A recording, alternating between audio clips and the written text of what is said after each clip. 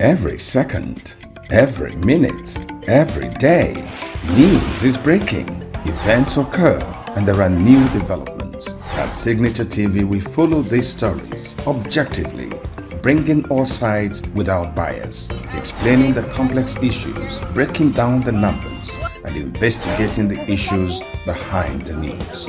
Anywhere and everywhere, near or far, wherever the news is, we will be there. Signature TV. News in your pocket.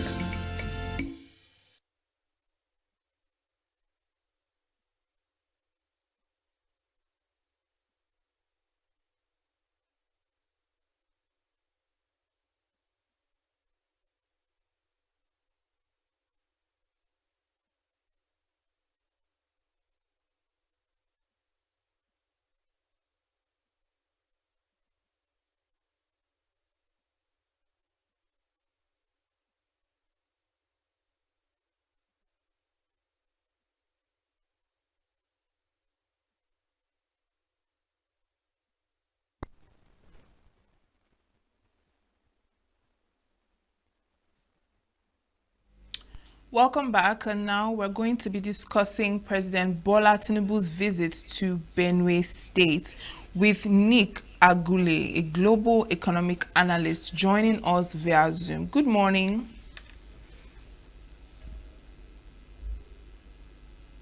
Good morning, and good morning to our viewers globally.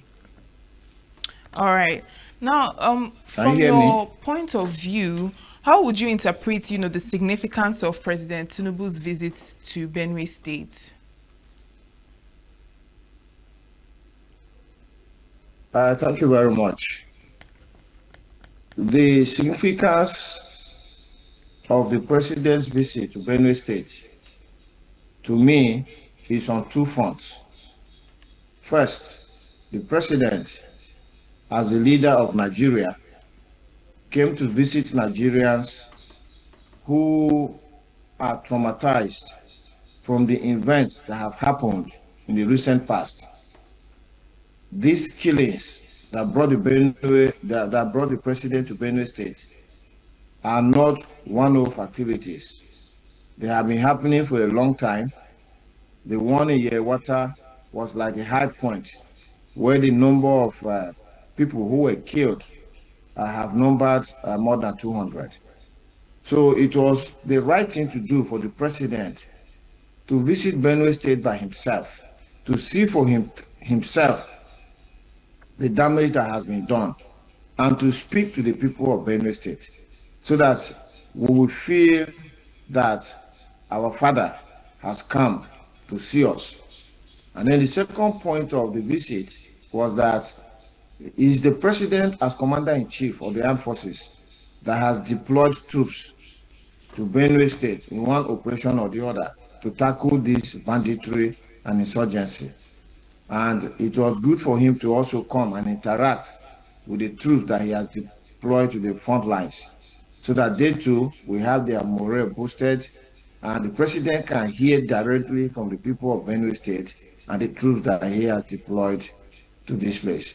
So for me, that will be the significance of the visit of Mr. President to Benue State within the week. All right, but why do you think it took this long, for the federal government to make a move to actually visit the state, considering that this incident has happened more than once? Well, it's unfortunate that even though we say we're in a democracy, our leaders are hardly behaving like Democrats. Because democracy, by way of definition, is a government of the people, for the people, and by the people. So if this government is for us, then like you have rightly said, the president should have visited Benue, Taraba, Plateau, and some of the other states that have faced a lot of troubles. It wouldn't have been this time. And let me tell you, it is unfortunate, but the reality on the ground is that it had to take the protest by the citizens of Benue State to make Mr. President to come to Benue. To tell you that Mr. President did not plan to come to Benue, regardless of the fact that 200 people were killed in one single night, killed by bandits, who up till now, we don't know about them. To tell you that the president was not prepared to come to Benue, the president was actually on his way to Kaduna State to commission projects on that Wednesday. But because there was a protest in Makudi, and this is where the whole thing is very painful. These politicians only react when they see that perhaps an action is going to lead to electoral losses for them. Because the people of Benue pulled out in anger, in frustration, with their grievances and with their hearts boiling to protest.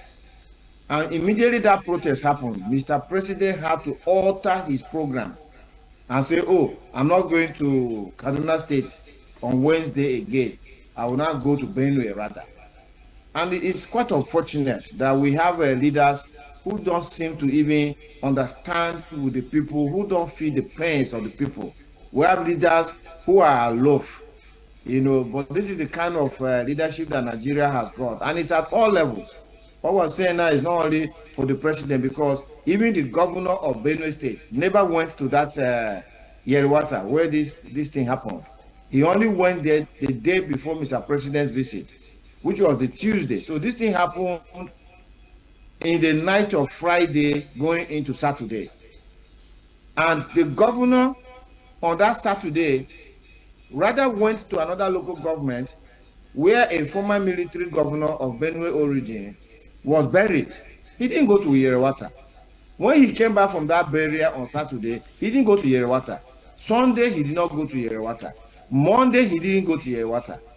It was because the people now poured out to protest on the Sunday that on Tuesday, the president now sent the chief of defense staff, the service chiefs, and the inspector general of police to Benue.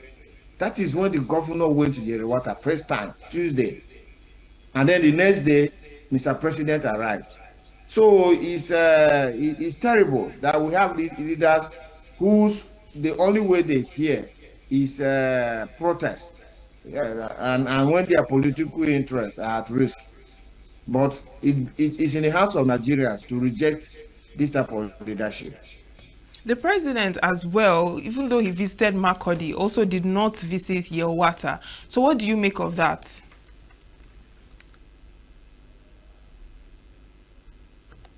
I was very surprised that the president could travel all the way from Abuja to Makurdi,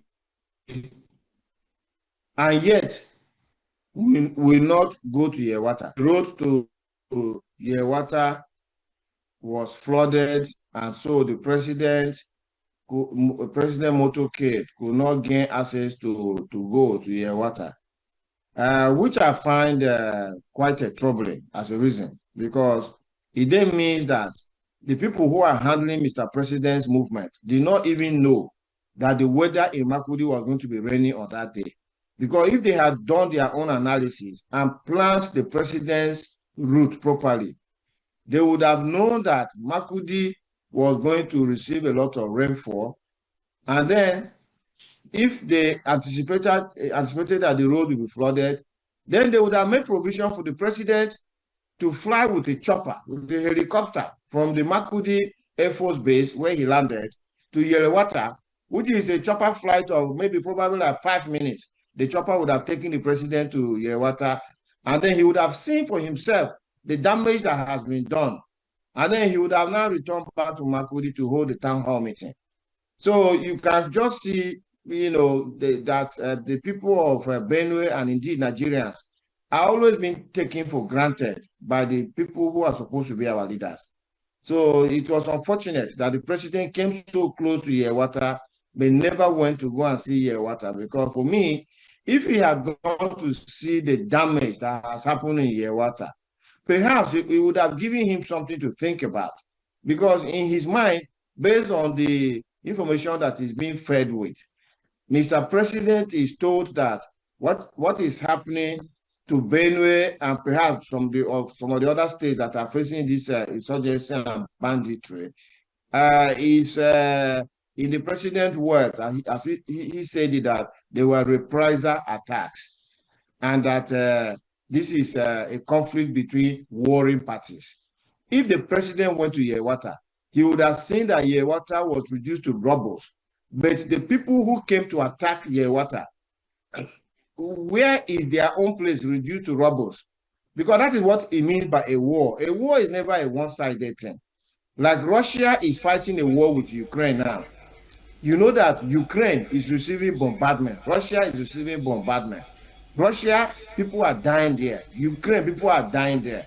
In Yerewata, can the president tell us how many people are dying on the side of those who came to commit this genocide? Does the president even know them? So without the president, because you see, Mr. President asked the Inspector General of Police in that town hall that why have you not arrested anybody?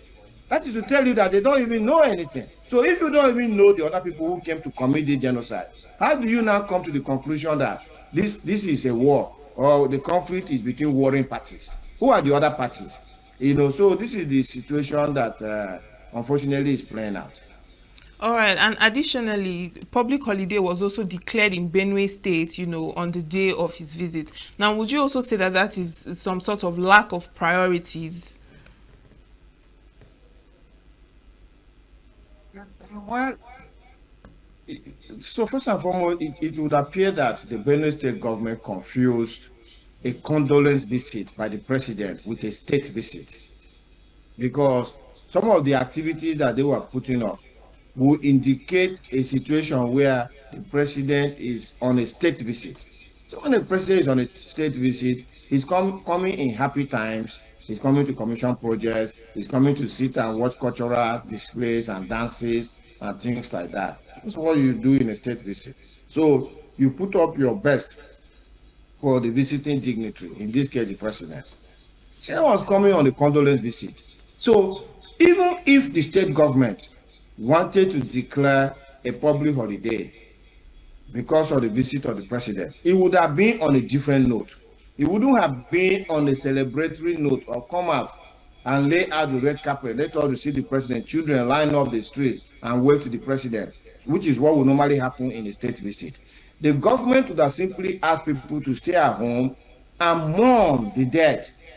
Is a government that could have, during the public holiday, declared that flag should be flown at half mast as a memorial to the dead. Even the school children that were brought out to the streets, they could have, been led to hold vigils within their schools so that their hearts are tuned to what has happened. Because you see, killings in Nigeria are no longer taking the kind of emotions that should follow when death, especially mass deaths like this happen. People are being led to think that people can die and here we can celebrate. These children would have been led to mourn. They would have been told that when lives are lost, it's not a cause for celebration. It's something you have to reflect upon. You mourn and you demand for better governance. That is the kind of thing that should have happened. But the state government got it totally wrong, and they took steps that looked as if Mr. President was coming on a state visit. I hope they have learned from this, and they will have to do things better next time. Yes, and now and in his visit, the president spoke about land grabbing and fighting land grabbing. Now, what structural reforms do you think the government should take to tackle this issue of land grabbing? So, if you go to other countries, there are countries where you cannot buy agricultural land. If you want to buy land in a town or city to build your home, you can be given a certificate of occupancy to that land.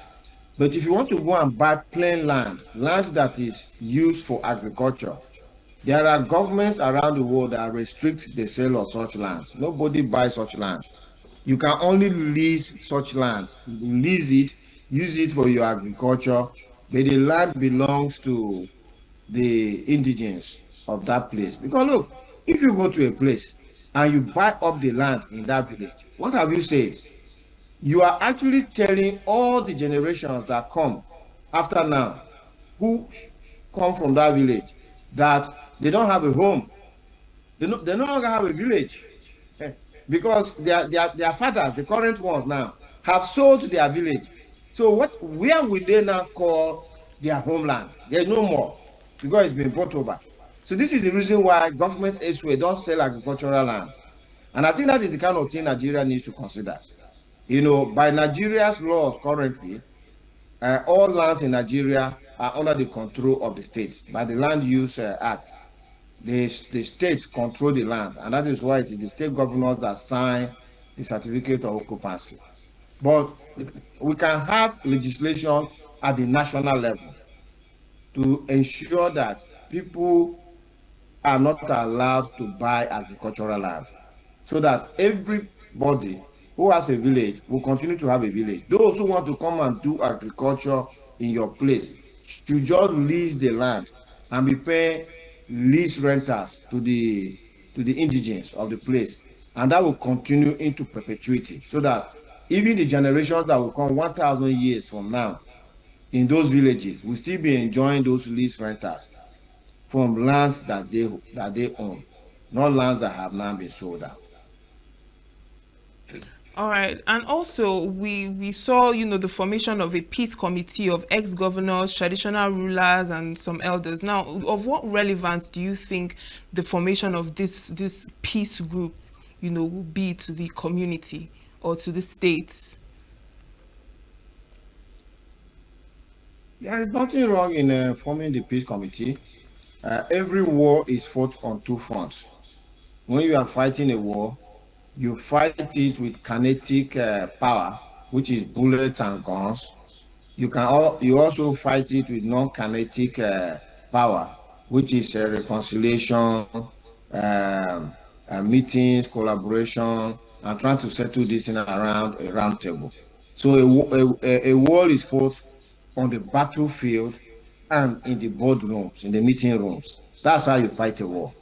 So there's nothing wrong in setting up that committee. But there is everything wrong if, whilst as we set up that committee, the war on the battlefront is not happening. Because as we speak today, Mr. President has come and gone. If those bandits return to Yewata today or to any other community in Benue, what is stopping them? If there is nothing that Mr. President, by his visit, has put in place to stop the bandits from attacking Yewata or any other community in Benue or even anywhere else in Nigeria, then he has done nothing. Because you see, everywhere in the world, the rule of engagement is that if there are active gunmen who are facing the citizens, the government must respond with gunfire. You cannot have an active gunman who is shooting down citizens, and your solution is let's go and sit in a meeting room to discuss peace. It doesn't work that way, right? So anywhere else in the world, once an active gunman shows up in a community, the government will face that gunman with firepower, and they will give the gunman two options: surrender to be arrested, or we fix you an appointment with God immediately. So that response must happen. For so long as the active gunman has not laid down his arms, he must be faced with guns. Whilst you now take time to now take the forensics, gather the forensics, and say, where did this gunman come from? Was he sponsored?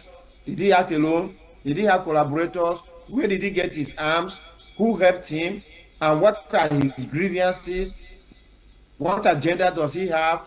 Those come after you have suppressed the threat to the communities, right? So for me, Mr. President has done. What has Mr. President put in place to prevent an attack on communities in Benue or elsewhere in Nigeria? And for me, I cannot see how an attack can be stopped, even if they come back today. And it is quite sad. All right, and also there has been no mention yet of compensation of these farmers and all things like that. So now, beyond condolences, what exactly do you think that the government's plan should be for economic recovery of those people who have been affected by this incident, and as well as those who have been displaced too?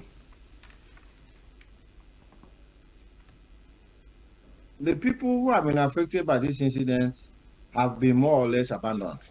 That would be my summation. It's unfortunate because their needs are many. First and foremost, their homes were burnt down. They need their homes to be built back. Their, their harvest, which they kept in those homes, were burnt down.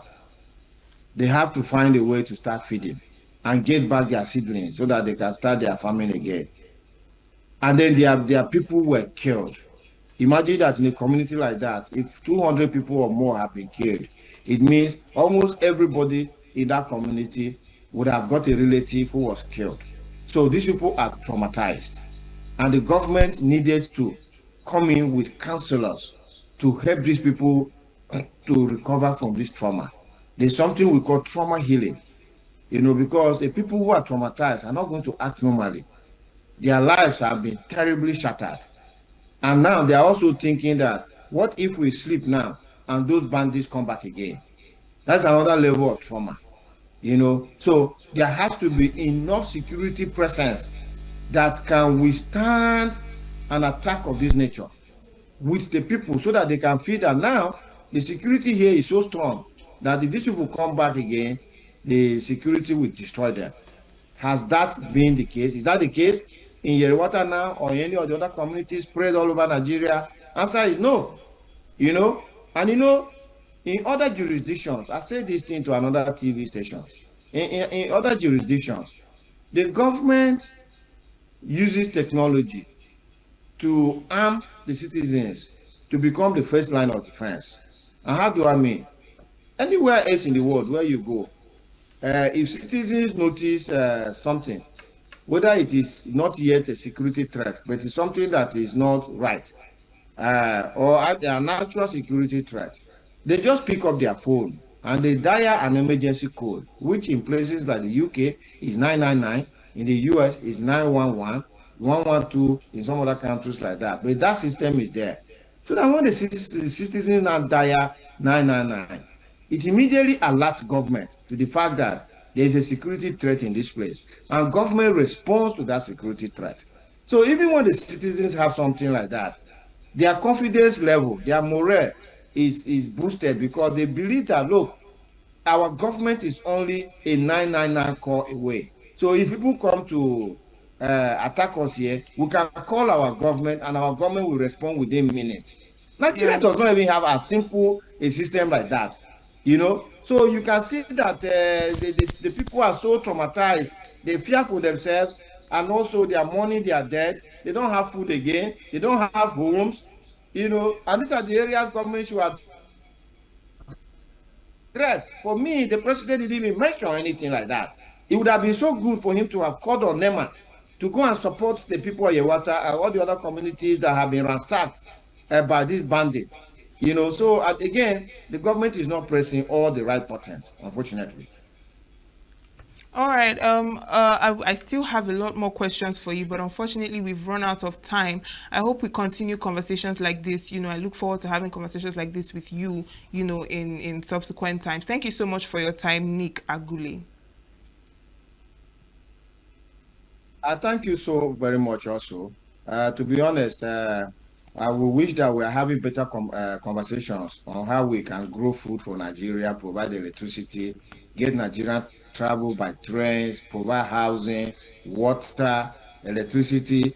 These are the kind of conversations we should be having. Conversation arising from multiple deaths like this is what we don't want to have. And I think the President Tinubu needs to ensure that we don't have this kind of conversations going forward. Thank you. Thank you very much. Thank you very much.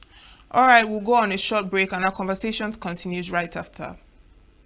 Every second, every minute, every day, news is breaking, events occur, and there are new developments. At Signature TV, we follow these stories objectively, bringing all sides without bias, explaining the complex issues, breaking down the numbers, and investigating the issues behind the news.